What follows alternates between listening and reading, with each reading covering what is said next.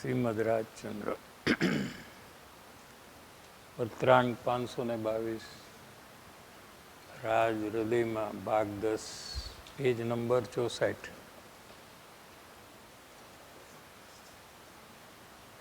વર્તમાન કાળમાં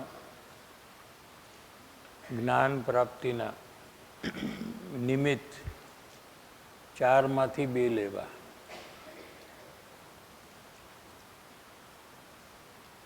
एक सर्वज्ञ वितराग जिनेन्द्र देव केवल ज्ञानी परमात्मा ये आ काल में रहा नहीं। वर्तमान पंचम महाराज तो सर्वज्ञ भगवान का विरह हो गया, अभी नहीं है। चौथे काल में थे। तीर्थंकरों 24 पूरा थी गया। पहले से आदिनाथ भगवान से लेकर महावीर भगवान तक 24 तीर्थंकर हो गए, लेकिन वर्तमान में कोई विद्यमान नहीं है। अने केवल ज्ञान थवाना कालनी पण समाप्ति थी गई। पंचमार्य में किसी को केवल ज्ञान हो सकता नहीं। वो काल है इसके कारण से नहीं है, लेकिन केवल ज्ञान लेने की जिसकी योग्यता नहीं है वो ये काल में जन्मते हैं।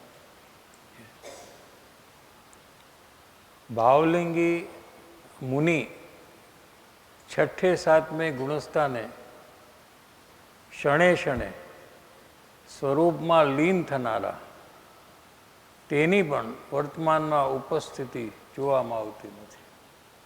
मुनिराज दीक्षाधारी 6ठे 7वें गुणस्थान में झूलते हैं। 0.5 सेकंड बार 6ठे गुणस्थान में, और उससे आधा, उसका आधा कितना होगा? 0.375 ऑफ ए सेकंड। उसमें निर्विकल्प आत्मा का अनुभव करते हैं। अतीन्द्रिय आनंद का प्रचुर स्वसंवेदन उनको अंदर में चल रहा है, उसको मुनि कहने में आता है। ये मुनि भी अभी वर्तमान में दिखते नहीं है। कभी कभी जंगल में हो सकते हैं, लेकिन वर्तमान में तो कोई दिखते नहीं है। और हाल जो मुनि साधुना वेशपणे जे कई मनुष्यों छे, जो मुनि अपने को मानते हैं, कहते हैं, ऐसे मुनि में, मुनि के अंदर में ऐसा गुणस्थान देखने में आता नहीं है। ऐसा आत्मा की लीनता, प्रचुर स्वसंवेदन इस प्रकार दिखता नहीं है। साधुना वेश में जे कई मनुष्यों छे एमा आ गुणस्थान जोवामां आवता नथी। एमां पण ज्ञान प्राप्तिनुं निमित्त लेतुं नथी। वो भी आत्मज्ञान की प्राप्ति करनी है, ऐसे जीव को वो निमित्त भी नहीं हो सकते। 2 निमित्त छे अभी, 2 तो नहीं है। 4 कहा ना पहले ऊपर, उसमें अभी 2 है। एमा एक सत्शास्त्र है, जिनवाणी जिनागम, अने एक ज्ञानी चतुर्थ गुणस्थान वर्ती सत्पुरुष है। किसी को आत्मज्ञान की प्राप्ति करनी हो तो अभी 2 निमित्त तो है नहीं। केवड़ी भगवान भी नहीं है क्या, और मुनि कहीं दिखते नहीं है। सत्शास्त्रનું નિમિત્ત માત્ર પૂર્વભવના સંસ્કારને લઈને આવ્યા હોય તેને જ જ્ઞાન પ્રાપ્તિ થાય એવી મર્યાદાવાળું છે। શું કીધું? शास्त्र भी ज्ञान प्राप्ति में निमित्त है, लेकिन किसको? कि जिसको पूर्व का पूर्व भव का संस्कार हो, संस्कारी जीव हो, ऐसे जीव को ही शास्त्र निमित्त होता है। पूर्व संस्कार किस प्रकार का हो कि ज्ञानी की पहचान से हुए संस्कार। पूर्व भव में भी ज्ञानी की पहचान के कारण से आत्मा में जो संस्कार बढ़ते हैं वो संस्कार, बाकी तो सब संस्कार लेकर ही तो आए हैं। किसी को क्रोधी होता है बचपन से ही, कोई लोभी होता है। एक ही घर में, एक ही कुटुंब में एक लड़का लोभी होता है तो दूसरा नहीं होता है, दूसरा उदार होता है। क्या एक गुस्से वाला होता है तो एक शांत होता है।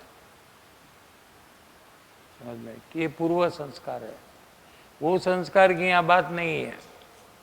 क्या ज्ञानी पुरुष की पहचान पूर्वक जो अंतर में संस्कार पड़े हैं, ऐसे संस्कारी जीव को सत्शास्त्र निमित्त होता है। जैसे कृपाणु देव को भी सत्शास्त्र निमित्त हुआ, समय सार उनको निमित्त हुआ आत्मज्ञान की प्राप्ति में। गुरुदेव श्री को भी समय सार निमित्त हुआ, क्योंकि दोनों पूर्व के संस्कारी जीव है। પૂર્વ ભાવના સંસ્કાર લઈને આવ્યા હોય તેને જ જ્ઞાન પ્રાપ્તિ થાય એવી મર્યાદાવાળું છે। તેથી મુમુક્ષુઓને તો એક જ સત્પુરુષ નિમિત્ત તરીકે રહે છે। 3 तो हो गए, अभी चौथा एक बाकी रहा। मुमुक्षु ने तो एक सत्पुरुष કે જ્ઞાની પુરુષ નિમિત્ત તરીકે રહે છે, અને એવા સત્પુરુષ જ્ઞાની પુરુષોની પણ વર્તમાન કાળમાં ઘણી દુર્લભતા જોવામાં આવે છે। અબજોની અંદર એકાદ જે કોઈ સત્પુરુષ છે એ અબજો માણસની અંદર, કરોડો નહીં પણ અબજો મનુષ્યની અંદર એકાદ જોવામાં આવે છે।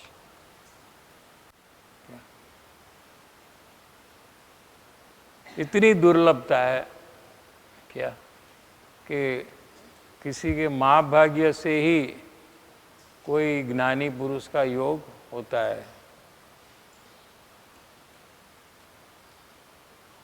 आटली जे दुर्लभता है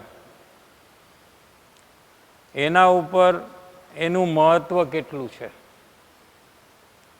कि जे एवा ज्ञानी पुरुष कोई मळे तो ये ज्ञानी पुरुषनी ओळखाण थाय तो जीवने दर्शन मोह अने अनंता अनुबंधीनो नाश थईने पोताने ज्ञान दशानी प्राप्ति थाय। इसका महत्व कितना होना चाहिए और हमें कितना महत्व है, ये हमें विचारना चाहिए कि जो अनंत काल में एक बार भी कार्य नहीं हुआ, ऐसा जो आत्मज्ञान और फलस्वरूप 4 गति में परिभ्रमण चालू ही रहा, ये कार्य ज्ञानी पुरुष की पहचान से ज्ञान दशा की प्राप्ति होती है। तो उसका महत्व हमको कितना होना चाहिए। अगर महत्व हमको ज़्यादा है तो संसार की सर्व प्रवृत्ति को गौण कर कर एकमात्र आत्मज्ञान की प्राप्ति का पुरुषार्थ चालू हो जाता है।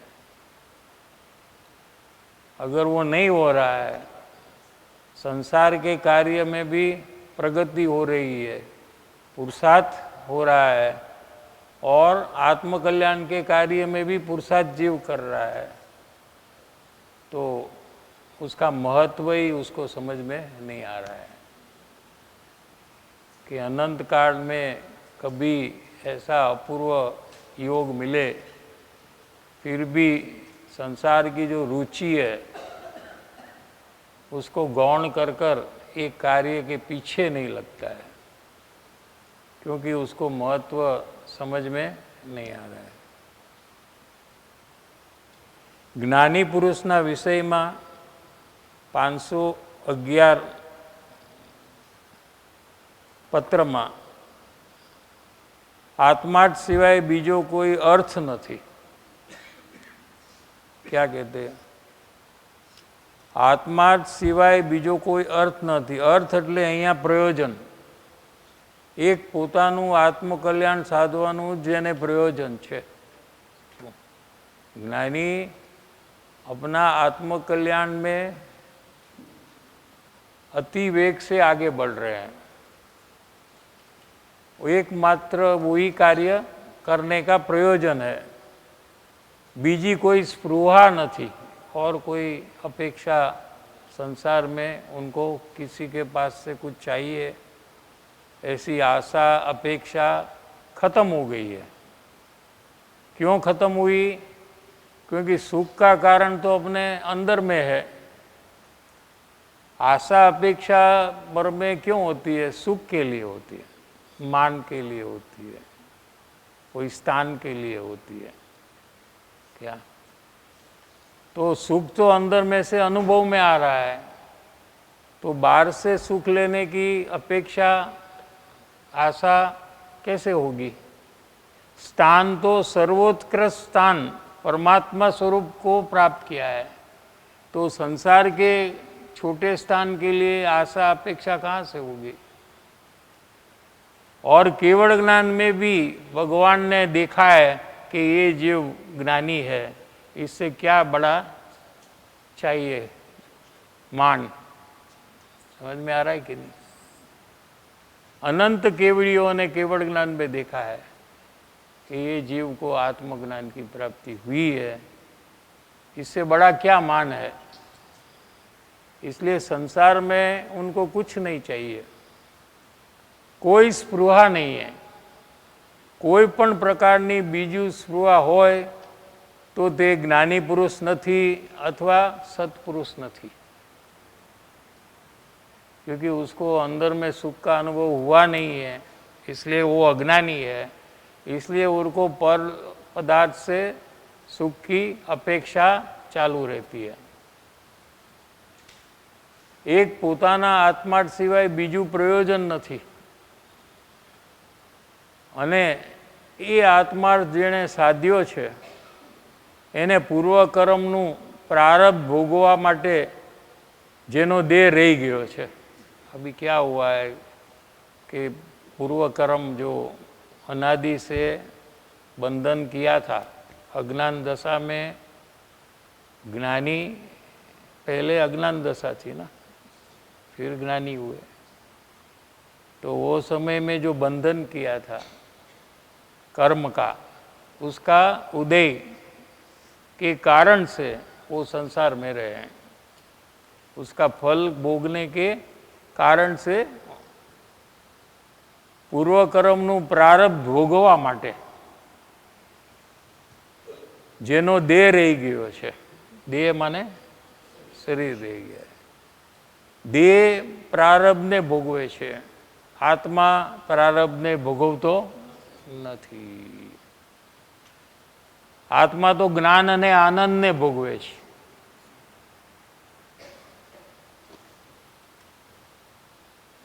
आत्मा प्रारब्ध ने भोगवतो नहीं, फेर छे। प्रारब्ध भोगवामां आत्मा प्रारब्ध ने नहीं भोगवतो, देह प्रारब्ध ने भोगवे छे। प्रारब्ध एटले पूर्वकर्म, पूर्वकर्म का जो फल है उसको प्रारब्ध कहने में आता है। एवा ज्ञानी पुरुषनी आज्ञा ते फक्त आत्मात्मा ज सामाजीव ने प्रेरे छे। क्या कहना चाहते हैं? जिसका अंतर परिणमन ऐसा है, ऐसा ज्ञानी पुरुष की आज्ञा ये सामने वाले जीव को अपने आत्मकल्याण में ही प्रेरणा देते हैं, प्रोत्साहित करते हैं, और कोई कार्य में प्रोत्साहित करते नहीं है। ये सिवाय बीजू काम न करे। એનું આત્મકલ્યાણ થાય એટલું લક્ષ્ય રાખીને જે કાંઈ એને પ્રેરણા આપી હોય તે આપે. क्या मुमुक्षु को आत्मकल्याण हो इतनी प्रेरणा देते हैं. ये सिवाय बीजी लप में पड़े नहीं, दूसरी कोई बात में उनको रस नहीं है. और सामने वाले को अगर दूसरी बात में रस हो, अज्ञानी है ना, तो उसको वो रस से छूटकर आत्मज्ञान की प्राप्ति कैसे हो उसकी प्रेरणा देते हैं.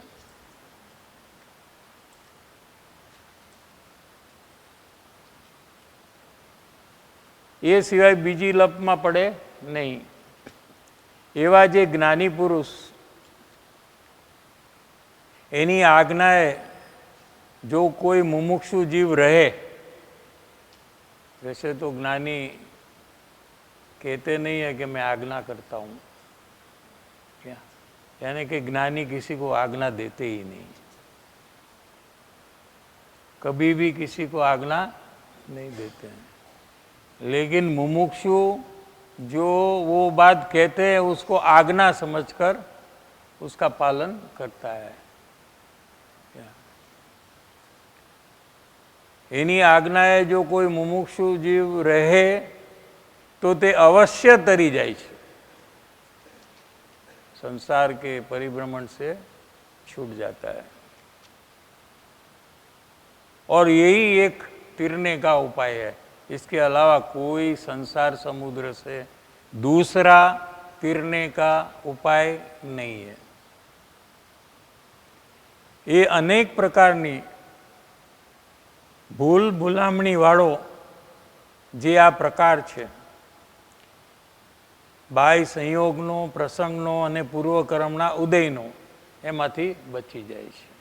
क्या सब मुमुक्षु को भी पूर्वकर्म का उदय है क्या? तो उसमें से मुमुक्षु कैसे बचे? क्या वो कार्य उनकी आज्ञा से होता है, उनका बोध को आज्ञा मानने से होता है. इसके अलावा कोई संसार से बचने का दूसरा उपाय नहीं है. भूल भुलामणी है. भूल भुलामणी माने मालूम है ना, वो आता है आपका एक बाजू से दरवाजा रहता है, फिर वहाँ से घूम कर वो बाजू से बाहर निकल. हाँ हाँ जो हाँ भूल भुलैया हिंदी में, गुजराती में भूल भुलामणी कहते हैं. उसमें से निकलने का प्रयास करे तो निकल नहीं सकते, क्या फंस जाते हैं. होता है ना ऐसा. ऐसे संसार भी ऐसा है, कितना भी जीव को दुख हो, उससे छूटने का कोई भी उपाय करे, लेकिन वो दुख से बच नहीं सकता, फंस ही जाता है.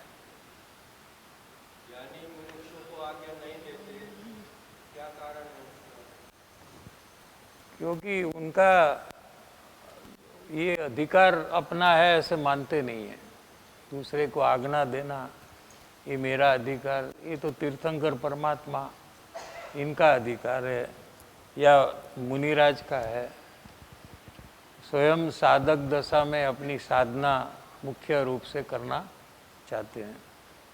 लघुत्व भाव रखते हैं अपना. हाँ, लघुत्व भाव.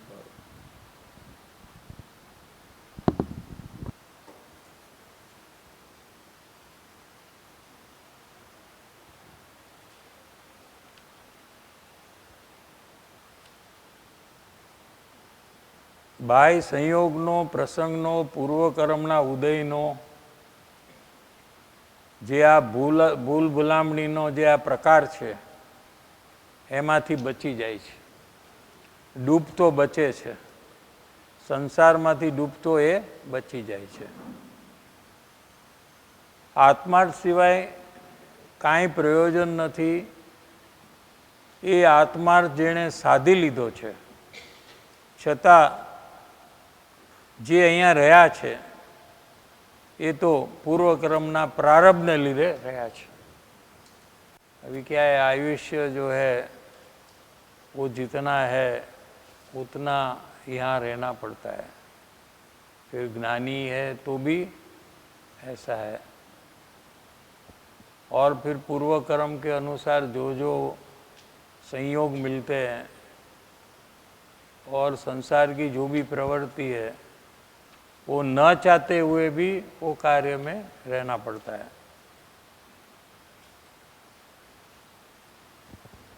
ये तो પૂર્વકર્મના પ્રારબ્ધને લઈને રહ્યા છે અને સામા જીવને ફક્ત આત્માર્થમાં ફેરવે છે। प्रारब्ध रूप जीवन होते हुए भी दूसरे जीव को आत्म प्राप्ति का कार्य में प्रेरणा देते हैं। बाह्य प्रवृत्ति में हेतु होय तो सामा जीवना आत्मार्थनो, अंतर प्रवृत्ति में हेतु होय तो पोतानो आत्मार्थ साधवो। दो ही काम क्या, एक तो अपना आत्म कल्याण का कार्य आत्मा की साधना में अंतर में मुख्यपणे यही कार्य में रहते हैं, और गौणपणे कोई दूसरे जीव को आत्म कल्याण की भावना हो तो उनको बोध देते हैं।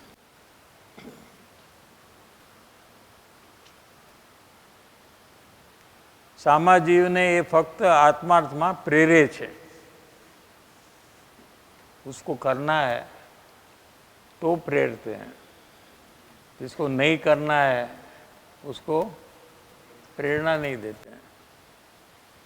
समझ रहे हैं ना, प्रेरे में वो भी आ गया ना कि उसको करना है तो उसको मोटिवेट करते हैं। क्या, जिसको नहीं करना है उसको गौण करते हैं।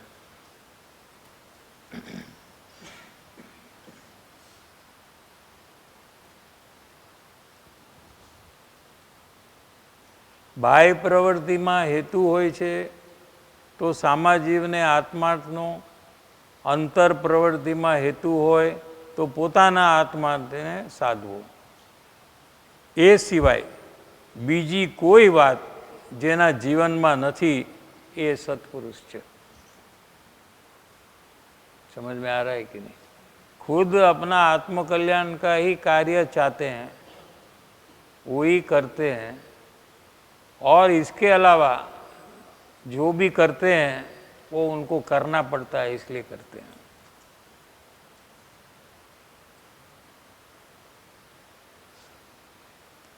एवा सत्पुरुषनी जो ओळखाण थाय तो अवश्य जेने ओळखाण थाय छे तेने अनंतानुबंधी अने दर्शन मोहनो नाश थाय छे।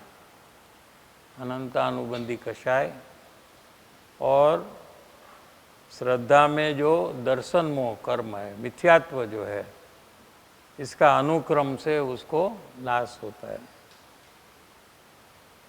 એટલે એમ કહ્યું કે સત્પુરુષનો યોગ થાય તો કેમ અનંતાનુબંધીને દર્શનમાં મટે,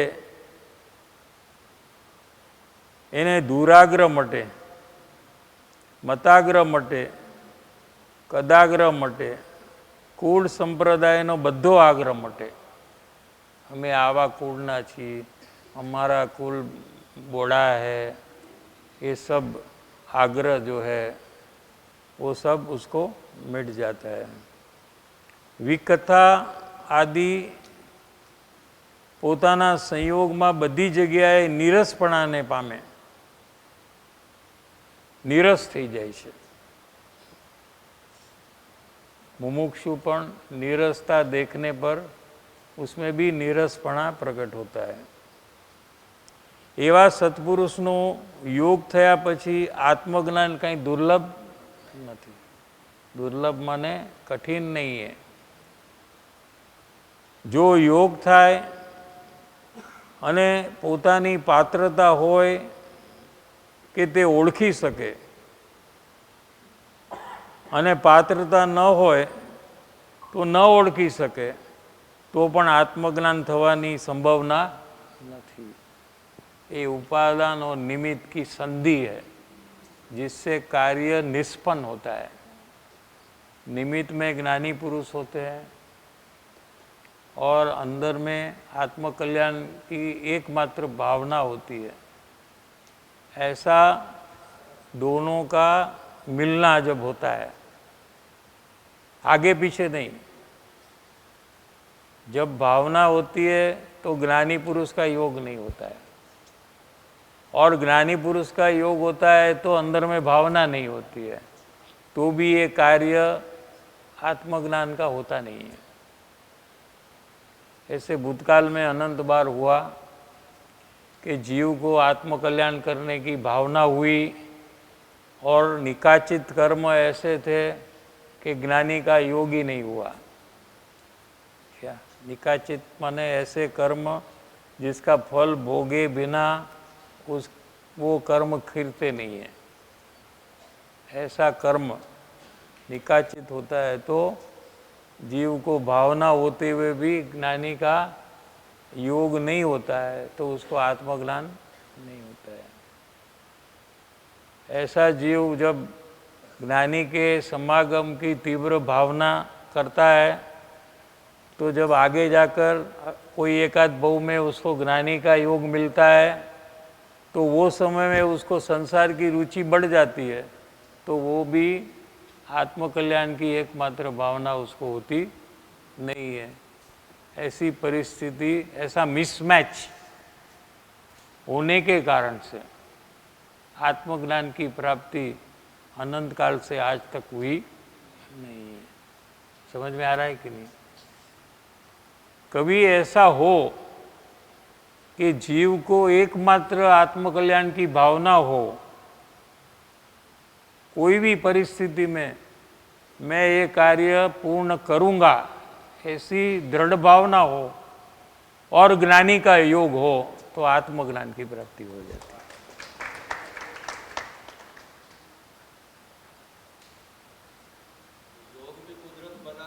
हाँ, वो तो निकाचित कर्म न हो तो, किस प्रकार शिथिल कर्म हो तो हो जाता है। कर्म दो प्रकार के, 450 पत्रांक में लिया है ये बात। क्या जो निकाचित है यानी भोगे बिना जो निवृत्त नहीं होते, ऐसे कर्म तो ज्ञानी को भी भोगना पड़ता है। समझ में आ रहा है? वो भोगवटा होगा परिस्थिति का तो ही उसका खिरना होगा, उसको निकाचित कर्म कहते हैं। शिथिल कर्म वो है कि कोई सद्विचार से क्या या तीव्र भावना से उसमें फेर होने लगता है, आकरा फेर, ऐसा लिया है वहाँ शब्द, क्या कि उसमें संक्रमण, अपकर्षण, उत्कर्षण, ऐसे तीन भेद है। क्या तो संक्रमण माने कर्म बदल जाते हैं, जो जाने वाला है वही कर्म फिर आने वाला हो जाता है, वही कर्म के कारण से आता है। क्या पुण्य के परमाणु है पाप के हो जाते हैं, पाप के परमाणु है पुण्य के हो जाते हैं, इसको संक्रमण कहते हैं। क्या किसी को पाप का उदय है और आत्मकल्याण की तीव्र भावना हो जाए तो उसको जो अंतराय कर्म है वो उसको ज्ञानी का योग में कारणभूत हो जाते हैं और ऐसे कर कर निवृत्त होते हैं वो कर्म। क्या उसका फल ऐसा देकर वो खिर जाते हैं। और पाप का कर्म बंधन उदय है और कर्म बंधन है और विशेष पाप की प्रवृत्ति करे तो पाप के परमाणु का जत्था बढ़ जाता है। ऐसे पुण्य में भी ऐसा है, ऐसे तीन प्रकार है।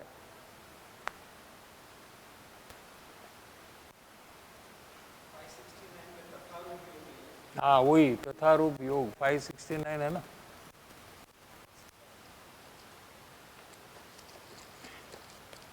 ये बहुत जबरदस्त बात उन्होंने खोली है।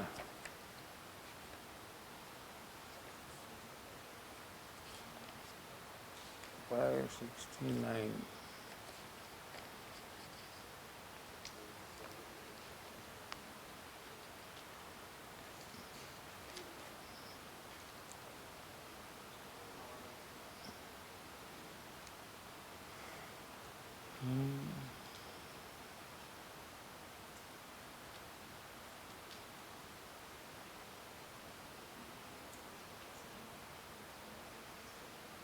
बीच में है ना, કોઈ પણ તથારૂપ જોગને પામીને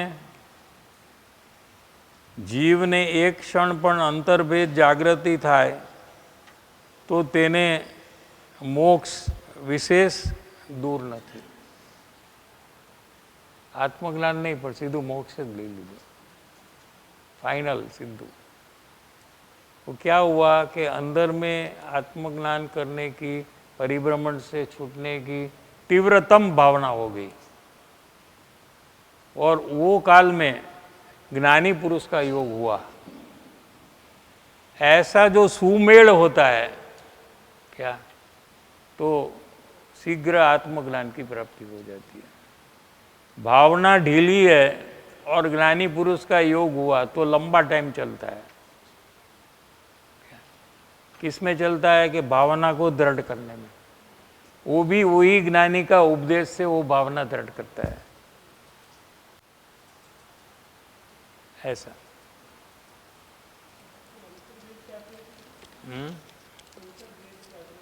अंतर, अंतर माने आत्मा, अंतर भेद जागृति होती है. मुझे आत्म कल्याण का कार्य पूर्ण करना है, कोई भी भोग से करना है, ऐसी अंतर जागृति उत्पन्न हुई. ये जागृति है. यहाँ से जागृति की बात, जितनी मुमुक्षुता है उतनी जागृति है, जितनी जागृति है उतनी ही मुमुक्षुता है.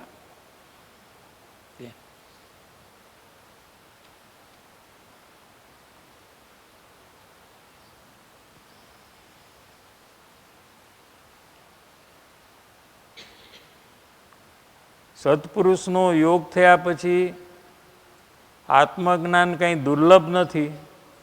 જો યોગ થાય અને પોતાની પાત્રતા હોય, ये दोनों चाहिए क्या, तो ये ज्ञानी पुरुष को पहचान सकता है. पात्रता नहीं है तो ज्ञानी पुरुष का समागम होने पर भी जीव पहचान नहीं सकता है.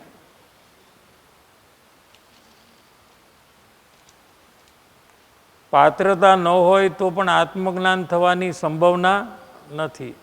એટલે આત્મજ્ઞાન કંઈ દુર્લભ નથી. પણ જ્યારે ઓળખાણ થાય છે ત્યારે अभी पहचान होती है तो क्या होता है कि તે સત્પુરુષને વિશે, એમના વચનને વિશે, તેમના વચનમાં રહેલો જે આત્માર્થ એવો જે આશય વિશે मुमुक्षु ने अत्यंत भक्ति और प्रीति थाई है. समझ में आया? 3 लिया यहाँ. उनका वचन जो है वो जो कहते हैं वो ज्ञानी पुरुष के लिए भी लिया है, उनके वचन के लिए लिया है, और वचन के पीछे जो आशय है ये तीनों के लिए अत्यंत भक्ति और प्रीति थाय. अत्यंत माने ऐसी भक्ति विश्व के कोई भी पदार्थ के लिए न हो, उसको अत्यंत भक्ति कहते हैं. यानी बहुमान. अत्यंत भक्ति माने बहुमान, राग नहीं.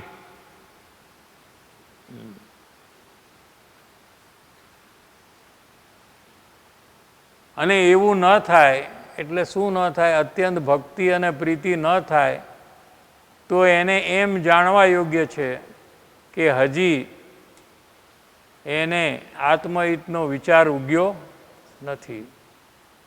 આ એક આંખ મૂકી દીધો છે. મુમુક્ષુ જીવનો આ આંખ બાંધ્યો છે. મુમુક્ષુ એ જિજ્ઞાસા. મુમુક્ષુ જીવને કદાગ્ર મતાગ્ર દુરાગ્રહ ન હોય. ઉત્તર, મતાગ્ર દુરાગ્રહ ન હોય, સત્પુરુષ વિશે, તેના વચનને વિશે, તેના આશયને વિશે અત્યંત પ્રીતિ ભક્તિ હોય. જો દુરાગ્રહ ને મતાગ્રહ હોય તો સત્પુરુષ વિશે પ્રીતિ ભક્તિ હોતી નથી. વળી એને પૂર્વનો વિચાર આવે ત્યારે એમ વિચાર આવે કે અત્યાર સુધી જે મેં કર્યું એ લક્ષ વગરના બાણની પેઠે બધું જ મારું નિષ્ફળ ગયું છે. ज्ञानी पुरुष का जब योग होता है तो योग के पहले जो भी मैंने आत्मकल्याण के लिए किया ये सब लक्ष्य वगैरह बाणनी पेटे બધું જ નિષ્ફળ છે. અત્યાર સુધી મેં કર્યું એમાં કાંઈ મારું આત્મકલ્યાણ કર્યું નથી, એ પણ એના ખ્યાલમાં આવે છે. એટલે પોતાના સાધન છે એની ભૂલ છે એ સુધારી લે છે. जो भी वो करता है, जो भी साधन से वो आत्मकल्याण करता है, ये साधन की भूल है, उसको वो बदल लेता है. એમ કહેવું છે. સાધનની જે ભૂલ છે એનાથી સાધ્યમાં ભૂલ છે એ સુધારે છે. अगर साधन गलत है तो उसका फल ऐसा जो साध्य दशा है वो भी गलत होता है. એ ત્યાં સુધી વાત લીધી કે કોઈ પણ પ્રકારે હું જાણું છું એવા અભિમાનમાં ન આવે, પ્રસંગમાં ન આવે. કોઈ પણ સાધન કરતાં લૌકિક ભાવમાં ન આવે. એટલે કે લોકોની અંદર તે સાધન કરતાં મારી ધાર્મિક પ્રતિષ્ઠા વધે એ પ્રકારની અપેક્ષા બુદ્ધિમાં ન આવે. કોઈ તો ये सब धार्मिक प्रवृत्ति लौकिक भाव से कर रहे हैं कि दूसरे को पता लगे कि मैं धर्मिष्ठ हूँ, भला हूँ, सज्जन हूँ, क्या नियमित रूप से धर्म का कार्य कर रहा हूँ, तो मेरी प्रतिष्ठा, मेरी इमेज बढ़ेगी, मुझे मान ज़्यादा मिलेगा, संसार में मेरा कार्य भी हो जाएगा. क्योंकि भला आदमी है ना, तो उसके साथ संसार के लोग भी अच्छी तरह से वर्तते हैं.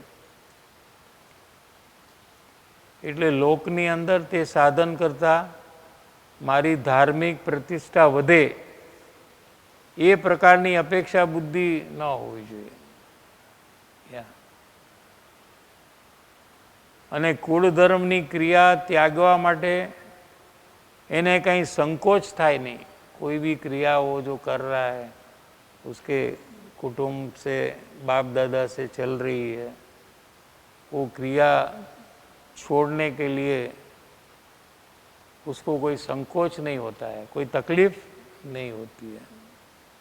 क्योंकि उसका कोई फल नहीं आया तो उसको क्यों, उसका आग्रह क्यों रखे. અત્યાર સુધી કુળ ધર્મની ક્રિયા કરતા આવ્યા છીએ, હવે કેમ છોડાય એવું એને થતું નથી. અત્યાર સુધી પ્રતિક્રમણ ક્રિયા, સામાયિક ક્રિયા, પૂજા ભક્તિ અમારી રીતે કરી એ બધી એને જે ભૂલ દેખાણી એમાં સુધારો કરી લે છે. क्या सब दिखावा के लिए जो भी किया है, पूजा भी दिखाने के लिए दूसरे को, क्या अच्छी तरह से गाना, सबको अच्छा लगे ऐसा करना. हाँ, इस प्रकार से बाय दिखावा करने का जो है, और अंदर में तो बहुमान का भाव नहीं है भगवान के लिए. क्या समझ में आ रहा है कि नहीं? तो ये सब भूल है ऐसे समझकर उसको बदल लेता है, सुधारी કરી લે છે. અને જ્ઞાનીનો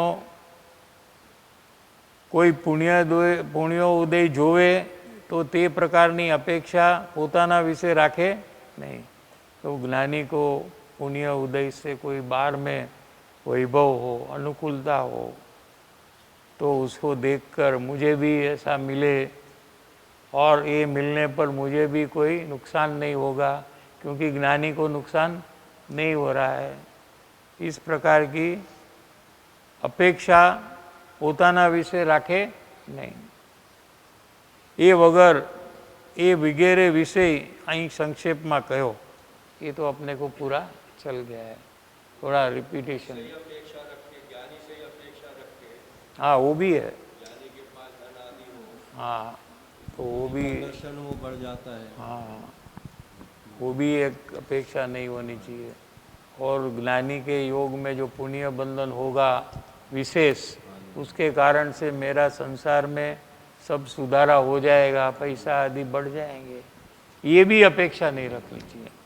ऐसी अपेक्षा रखने से मिथ्यात्व तीव्र हो जाता है, सम्यक तो होने का कोई अवकाश नहीं है। तो जाने अनजाने संसार की अनुकूलता की चाहना ज्ञानी के योग में रखना नहीं। और ज्ञानी ही जो है उसको समझ करके जो है उसकी प्रतिकूलता दूर करने के लिए ज्ञानी सहयोग करे जो है, तो उसमें कैसा समझना मुमुक्षु को? ज्ञानी को सहयोग नहीं, मुमुक्षु को करे सहयोग। हाँ ज्ञानी जो है, ज्ञानी के पास हो धन संपदा आदि और उसके भाव बने उसको सहयोग करने के, उसके पास कमी है मुमुक्षु के, तो तब मुमुक्षु को कैसे करना?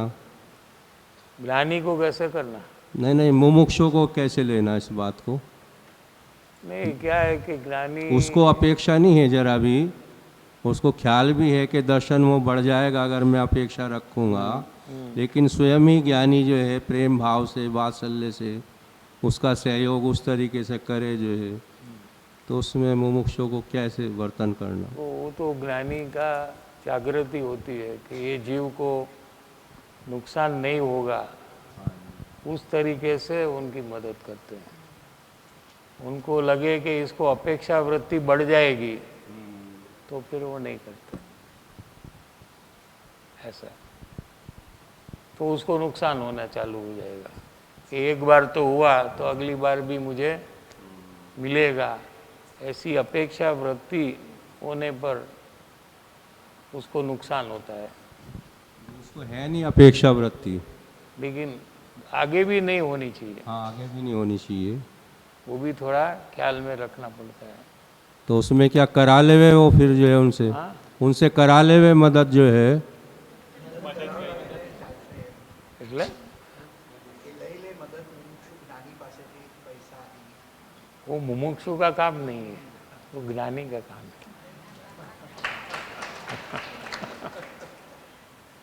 क्या वो ज्ञानी को लगता है तो वो करेंगे, मुमुक्षु को मांगने का नहीं है उसमें।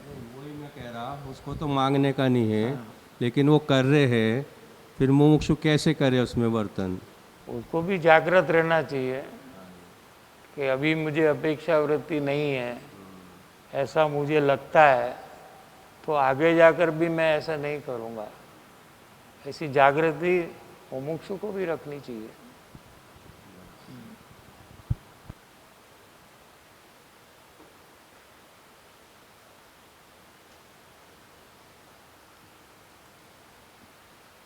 अभी आगे का विषय चलेगा। ઉપસમ, ક્ષયોપશમ અને શાયિક સમ્યક્ત્વને માટે સંક્ષેપમાં વ્યાખ્યા કઈ હતી? ઉપસમ સમ્યક્ત્વ કેવું હોય, ક્ષયોપશમ સમ્યક્ત્વ કેવું હોય, शायिक सम्यक्त्व केवू है। 3 प्रकार का सम्यक्त्व का भेद है। क्या शायिक सम्यक्त्व है वो केवड़ी भगवान के पाद मूल में होता है, यानी कि अभी नहीं होगा, पंचम आरे में, जहाँ मोह कर्म का क्षय नाश हो गया है, खत्म हो गया है, फिर वापस उनको मिथ्यात्व हो नहीं सकता, ऐसा सम्यक्त्व को शायिक सम्यक्त्व कहने में आता है। और उपसम सम्यक्त्व माने मिथ्यात्व का दब जाना, आत्मा के आश्रय के काल में, जब मिथ्यात्व डब जाता है उसको उपशम कहने में आता है। और दूसरा क्षयोपशम है, तो वो डाइल्यूट होने लगता है और फिर एक का उदय होता है और 6 का उपशम होता है। ऐसा क्षयोपशम समकित है। हाँ, सम्यक प्रकृति कहते हैं उसको। उसका उदय होता है, वो बहुत सूक्ष्म है और वो केवल ज्ञान में ही उसका स्वरूप समझ में आता है। ज्ञानी को भी पता नहीं होता है, लेकिन केवड़ी भगवान ने कहा है इसलिए ये बात कहने में आती है।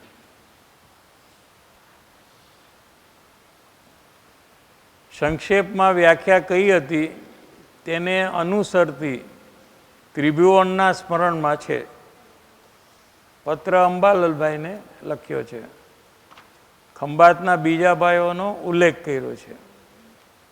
ये तो एक बात दूसरे को लिखी है, वो यहाँ कहा, જ્યાં જ્યાં આ જીવ જન્મ્યો છે, કોણ? હું। હા, અત્યાર સુધી શું કર્યું એણે કે જ્યાં જ્યાં જીવ જન્મ્યો છે, ભવના પ્રકાર ધારણ કર્યા છે, ત્યાં ત્યાં તથા પ્રકારના અભિમાનપણે વર્ત્યો છે।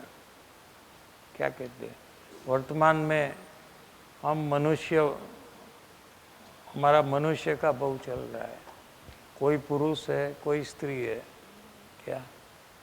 और पुरुष है वो अपने को पुरुष मानकर अभिमान करता है। क्या कहा, समझ में आ रहा है कि नहीं? है वो आत्मा, लेकिन मानता है कि मैं पुरुष हूं और उसका अभिमान करता है। स्त्री है, वो भी अंदर में आत्मा ही है, लेकिन अपने को स्त्री मानकर उसका अभिमान करती है।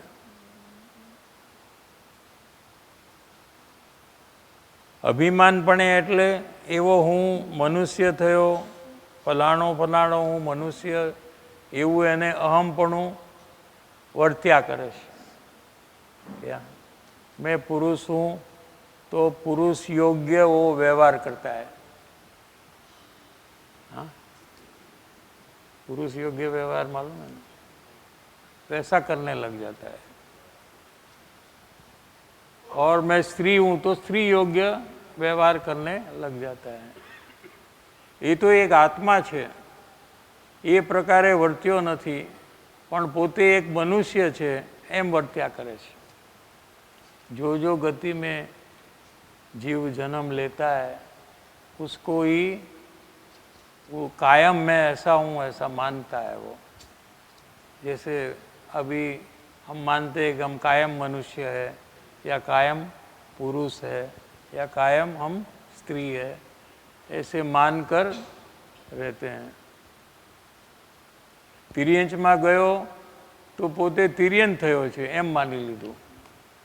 क्या मैं कुछ साल के लिए तिर्यंच हूँ और बाद में अन्य गति में जाऊँगा, ऐसा नहीं मानता है। मैं कायम के लिए तिर्यंच हूँ। गाय है तो मैं कायम के लिए गाय हूँ, भैंस है तो मैं कायम के लिए भैंस हूँ, पुरुष है तो मैं कायम के लिए पुरुष हूँ, ऐसा वो मानता है। कुछ साल के लिए वो पुरुष बना है और मायाचार का भाव कर कर वो स्त्री बनेगा, तिर्यंच में जाएगा, ये सब बात वो मानता नहीं है।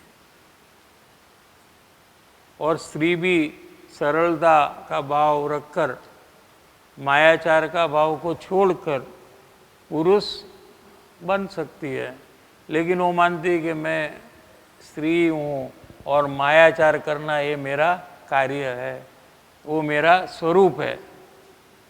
ऐसे मानकर अपने को स्त्री सदा के लिए मानता है। चार गति में ज्या ज्या जे प्रकारे एणे भाव धारण कर्या ત્યાં ત્યાં તે ભાવ રૂપે પોતે પોતાને સ્વીકારી લીધો છે। मैं ऐसा ही कायम रहूँगा। जे अभिमान निवृत्त कर्या सिवाय, ऐसा जो अभिमान है, अपनत्व जो है, इसको छोड़े बिना એને પર્યાય બુદ્ધિ જીનાગમમાં કહે છે. ક્યાં જે ભાવથી પર્યાય ઉપજ્યો એ પર્યાય બુદ્ધિ પોતે એવો જ છે એમ માનીને વર્તે છે. મનુષ્ય पर्याय रूप वो वर्तमान में है तो यही मैं हूँ ऐसा जो मानता है ये पर्याय बुद्धि है. ये प्रकारनी बुद्धि निवृत्त કર્યા સિવાય, એવું અહમપણું છોડ્યા સિવાય તે દેહનો અને દેહના સંબંધમાં આવતા પદાર્થનો આ જીવે ત્યાગ કર્યો છે. क्या कहते हैं, अनंत बार जो शरीर मिला है ये शरीर भी अनंत बार छोड़ा है. क्या, लेकिन शरीर मेरा है ऐसा कभी छोड़ा नहीं है. क्या करा, समझ में आ रहा है? शरीर मिला है तो एक दिन शरीर छूट जाता है, वो क्षेत्र से चला जाता है, लेकिन भाव में शरीर मेरा है, ये शरीर जाने पर भी मैं शरीर नहीं हूँ ऐसा भाव में आया नहीं है.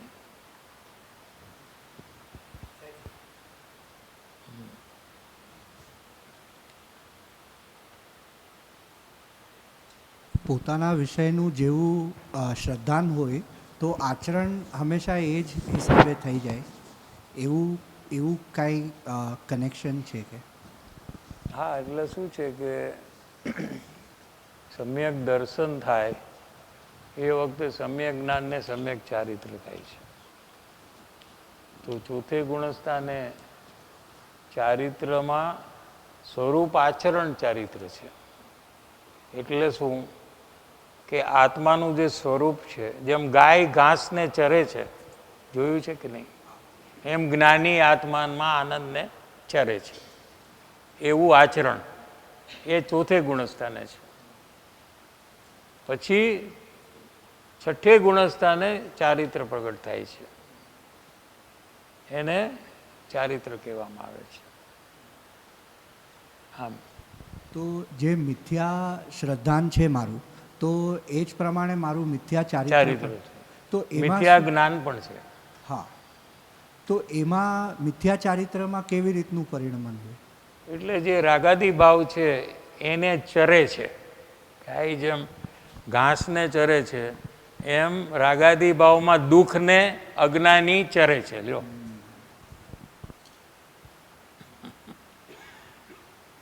સમજાય ગયું? આમ તો સહેલું છે, આનું ઓપોઝિટ છે, બીજું કાંઈ આમાં નો બિગ ડીલ. હા, અને જ્ઞાન પણ એનું મિથ્યા છે. શું સમ્યક જ્ઞાન એટલે શું કે મેં આત્મા હું એસા જ્ઞાન. देखो सिंपल, हाँ, मैं आत्मा हूं ऐसा ज्ञान को क्या कहेंगे? सम्यक ज्ञान. उसके बदले मैं राग हूं और शरीर हूं ऐसा जो ज्ञान, उसको क्या कहेंगे? मिथ्या ज्ञान. लो, क्या ना सेलू, सम्यक ज्ञान मिथ्या ज्ञान. ठीक है. मैं आत्मा हूं ऐसा श्रद्धान, वो ज्ञान है ना, ये श्रद्धान है. ये दो गुण अलग है.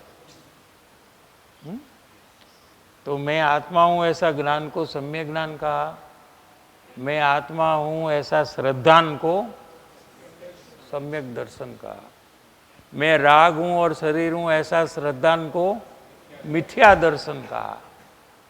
ठीक है ना, चारित्र का तो बोल दिया आपको पहले.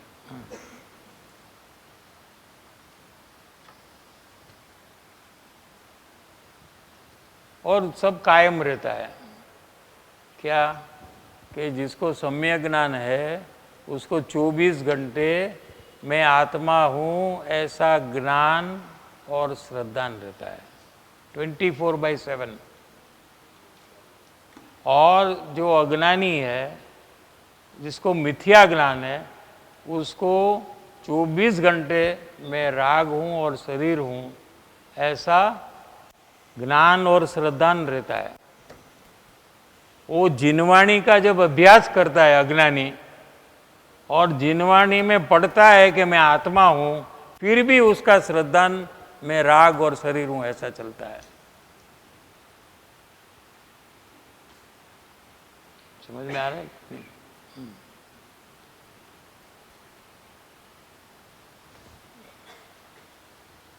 वो ध्यान में बैठ जाता है अज्ञानी, और मैं आत्मा हूं ऐसा विकल्प करता है।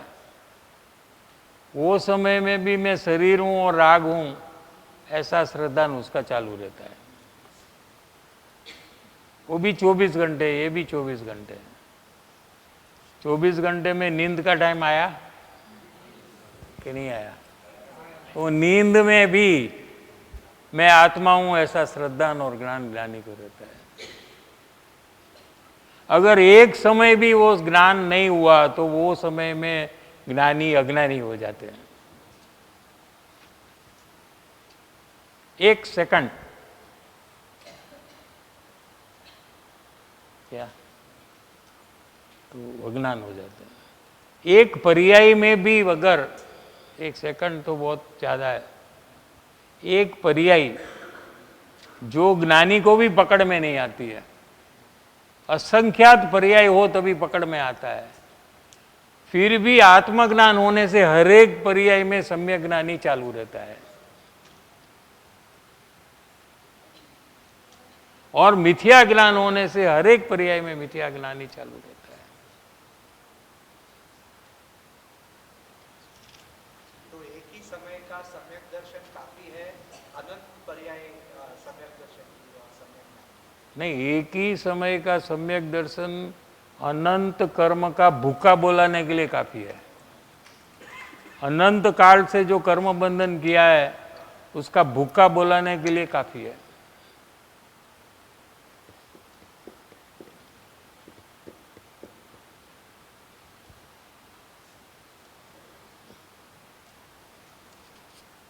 क्या कहते हैं यहाँ કે દેહ ને દેહના સંબંધમાં આવતા પદાર્થોનો આ જીવે ત્યાગ કર્યો છે। અનંતવાર જે શરીર પ્રાપ્ત કર્યું છે તે શરીર પણ એને છોડ્યું છે, અને જે શરીરની સાથે સંબંધવાળા પદાર્થ, સગા સંબંધી, કુટુંબ, મકાન, એ બધાને પણ એને છોડ્યા છે। શું? એટલે એને આયુષ્ય પૂરું થાય એટલે છોડવા જ પડે છે। છોડ્યા છે એટલે હા હા પોતે નથી કર્યું, ટાઈમ આપ આપણો બી, અને એને એને છોડવા જ પડે છે। પણ એ વખતે એણે પર્યાય બુદ્ધિ નથી છોડી। छोड़वा पड़वा छता छोड़ना पड़ेगा ऐसा समझने पर आने पर भी, संयोग में वियोग देखने पर भी उसमें अपनत्व है ये नहीं छोड़ा है, एक बार भी नहीं छोड़ा है। ये मेरा है ऐसा उसने छोड़ा नहीं है। ये पदार्थ, ये शरीर और ये पदार्थ जो बाहर में है, मकान आदि, ये मेरे नहीं है, लेकिन इसको जानने वाला जो ज्ञान है वहाँ पास में वो मेरा है, ऐसा एक बार भी किया नहीं है।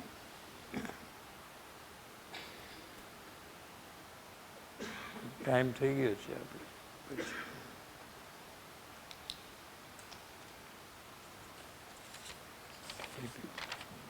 कई तारीख से आज 19 थी कि